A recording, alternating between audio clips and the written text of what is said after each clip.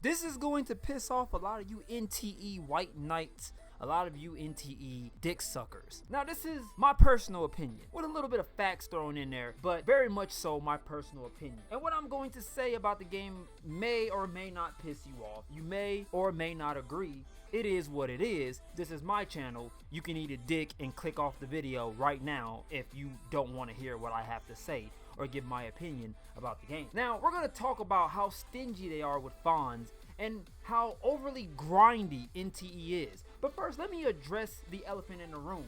NTE is just like a lot of other gacha games that are currently available. Think about Woo-Wah, think about Genshin Impact, think about ZZZ, which NTE and ZZZ, they're almost 1-in-1, but one has free world exploration while the other one is instant, meaning you have to load into this section of the town and complete missions and do things there. But the game is much like a lot of the other gacha games available with a aspect of Grand Theft Auto. And let me talk about the Grand Theft Auto aspect of the game because it's complete ass. What Grand Theft Auto game have you ever played where when you steal a car, you can't keep the car?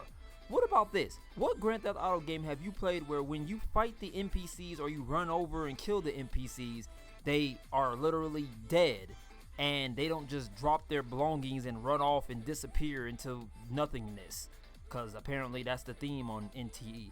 Or what about this one here? What Grand Theft Auto game have you played where you can't pick up a prostitute, take her to the back alley and clap her cheeks? We should be able to do this in NTE, but this game decided to adopt the Grand Theft Auto Lite version, the we have Grand Theft Auto at home version. But I digress. Now it's time for us to get into the meat and potatoes of this video.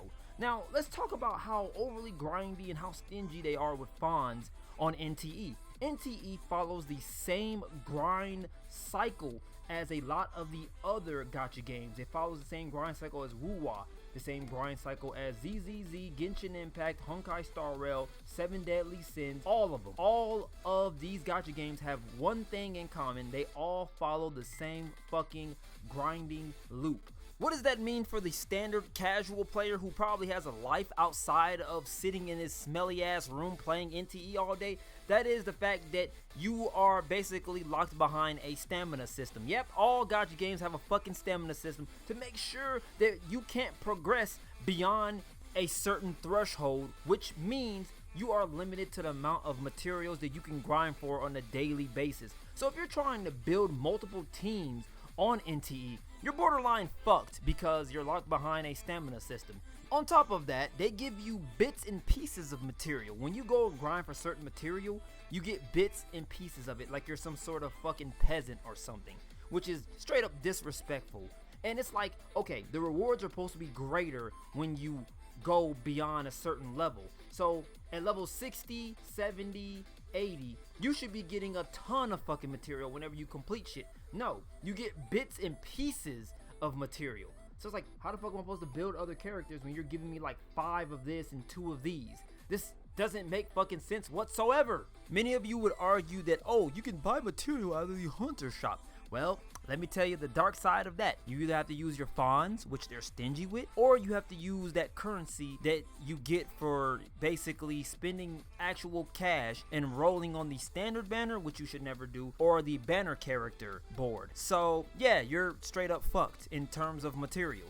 The Fons situation on NTE sucks dick and you all know it. You guys are glorifying this game like it's the next biggest, baddest gacha game on the face of earth. Keep in mind that this is made by Hada Studio, the same fucking studio that had to remove the gacha system out of Tower of Trash, now dubbed Tower of Ass and Titties, because the gacha system was so fucking atrocious that players were quitting in mass. So they decided to make warp servers. Yeah, they left gacha in the game, but they made servers where there were no gacha. That tells you something. That really does tells you something. So they're placing all their hopes and dreams into NTE, and they're already fucking up. The Fons situation on NTE is so dire that players are already quitting the game. Literally, they're like, bro, once you do the pink paw heist, you make 1 million Fons, and you get your passive income from the Cafe Origins that you own, which you should own about 5 right now since the game has been released. you are basically stuck getting scraps and pieces of Fons.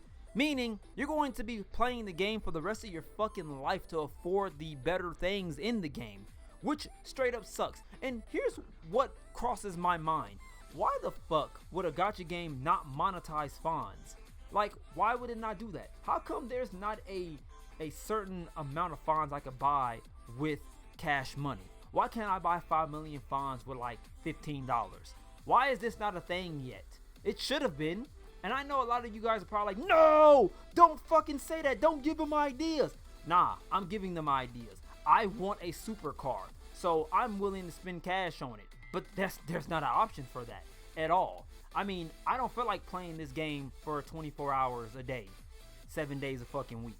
I'd rather just go ahead and buy what I want and then get on with my fucking life. That's just me though. And for those of you that think that them monetizing Fons would be a horrible idea, it would be pay to win, you're fucking lying. You're lying. It wouldn't benefit nobody but the person who's purchasing the Fons with cash money. Why and how? Well, the game's primarily solo player. I'm not worried about other players. Fuck other players. I'm doing this for me. I want me to run around living in a giant mansion with 5 baddies or 6 baddies. Alright? That nigga, my license plates on my goddamn car says 69 harem. Alright? 69 harem. That's me, bruh. That's what I want. I want to live out my fantasies in the game. I don't give a fuck about nobody else. I don't. Moral of the fucking story. Fix the Fon economy or monetize it. Do one or the fucking other, alright? Before a whole bunch of players quit the goddamn game. I mean, the gacha system is garbage. I already made a video about that and people were already coming at me sideways, which they can no longer come at me sideways now. And if you know, you know. But anyways, there's a lot in the game that needs to be fucking addressed. I'm done. It's your boy Legacy. I'm out.